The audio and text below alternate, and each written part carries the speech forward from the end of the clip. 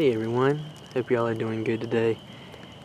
This is what my natural garden looks like when it's starting out in the spring most of the time. This year I kind of used my garden as these are goldenrod stalks. They're kind of everywhere. They look kind of messy, but they were beautiful last fall. Big golden blooms everywhere. Right now, I use my garden some this year as storage for some mulches that I was using. Some fall leaves and some extra grass clippings, and so it's gonna be interesting. I'm gonna plant in both sections and see which does better.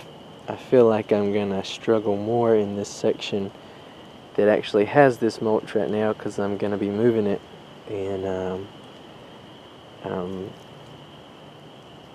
going to be trying to I have a feeling planting some of these summer seeds earlier and some of these spring crops right now, they'll do better in with these slightly vegetative areas versus this mulch area with competing with the weeds, because I have a feeling the weeds are going to pop up fast in this area, but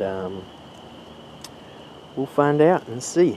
And the plan is to sow some of these spring crops while these winter cover crops are kind of still growing. These winter weeds, if you may call them, but it looks like there's some henbit in there and some dead nettle and some other things growing.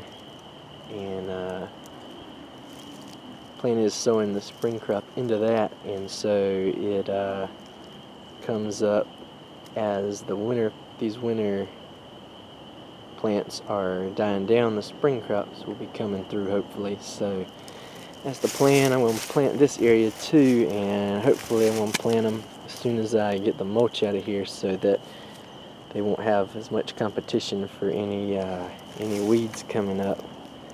But we'll see how it goes. Hope y'all enjoyed, and I'll talk to y'all soon. Bye guys.